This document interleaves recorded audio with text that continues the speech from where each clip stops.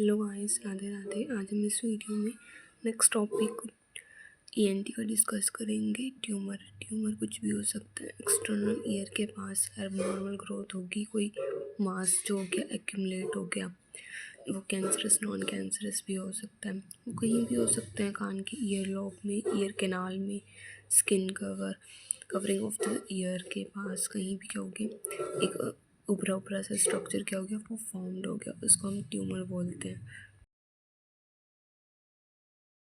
जी हमें देखने को मिलेगी sebaceous gland blockage, benign growth, non cancerous. अगर कोई लिविंग चीज़ है चली गई, ट्यूमर होने के चांसेस है। नॉन कैंसरस बिनाइन ग्रोथ हो सकता है, जिसमें हमें मिलेगा लाइपोमा। फैट टिश्यू ग्रोथ हो सकती है। Warts cause by viral infection. Keloids excessive scar tissue. Infection हो सकता है, मिडल ईयर तक इन्फेक्शन पहुंच सकता है। सन एक्सपोजर की वजह से भी हो सकता है। मेलाइंट कॉजेज कैंसर भी हो सकता है, कैंसर की वजह से भी हो सकता है। देन नेक्स्ट है पैथोफिजियोलॉजी। पैथोफिजियोलॉजी में क्या है कि हम इटियोलॉजी फैक्टर को लेते हैं, किसी भी इटियोलॉजी फैक्टर्स को लेते हैं।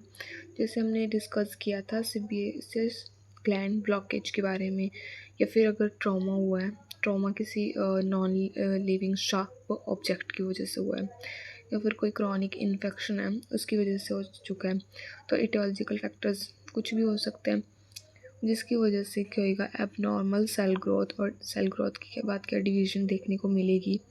Then invasion into surrounding tissues है। सराउंडिंग टिश्यू में क्या हो सकती है, प्रॉब्लम देखने को मिल सकती है। Possible metastasis to regional lymphs nodes.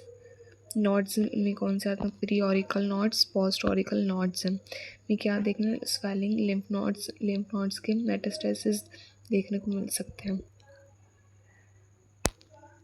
Next is sign and symptoms. Sign and symptoms में change in appearance of skin की अपीयरेंस चेंज हो सकती है इन्फेक्शन की वजह से। ईयर ड्रेनेज हो सकता है, ईयर से कुछ पस वगैरह फिर कुछ भी ड्रेन हो सकता है बिकॉज ऑफ इंसेक्ट की वजह से। अगर इंसेक्ट ने अंदर हार्म कर दिया, कान के अंदर ब्लीडिंग हो सकती है। फेशियल पैरालिसिस भी हो सकते हैं इन्फेक्शन या फिर इंसेक्ट्स के बाइट करने से। Impaired conductive and sensor neural hearing loss भी हो सकता है ज़्यादा टाइम तक। अगर इंसेक्ट या फिर कुछ भी ऑब्जेक्ट है वो हमारे कान के अंदर रहेगा तो हमें हार्म भी कर सकता है और हमारे हियरिंग लॉस का भी एक रीज़न बन सकता है। नेक्स्ट है डायग्नोस्टिक टेस्ट है, फिज़िकल एग्जामिनेशन, हिस्ट्री टेकिंग बहुत इंपॉर्टेंट है। देन हम बायोप्सी करेंगे, इसमें बायोप्सी स्मॉल पीस लेके के इन्वेस्टिगेशन करेंगे। अगर कुछ भी फर्दर कैंसरस या फिर नॉन कैंसरस या फिर इटोलॉजी फैक्टर्स पे डिपेंड करता है। नेक्स्ट हम सीटी स्कैन, एमआरआई कंडक्ट करा सकते हैं। नेक्स्ट फार्माकोलॉजिकल मैनेजमेंट में एंटीबायोटिक, एनाल्जेसिक दे सकते हैं। अगर पेन है, इन्फ्लेमेशन है तो दे सकते। कीमोथेरेपी प्रोवाइड करा सकते हैं। Surgical management, lymph node dissection and wide local excisions करा सकते हैं। सर्जिकल मैनेजमेंट की सर्जिकल प्रोसीजर है, इसमें हम लिम्फ नोड को क्या कर सकते हैं, सर्जिकली रिमूव करते हैं ताकि क्या हो, आगे फर्दर कॉम्प्लिकेशंस ना हो सके और अच्छे से ट्रीट हो सके डिजीज़। सेकंड है wide local एक्सcision।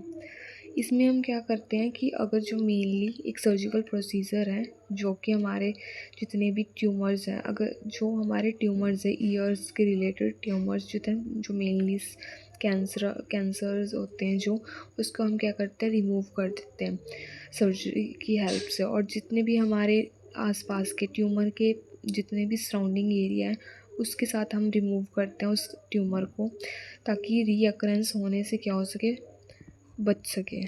So thank you so much.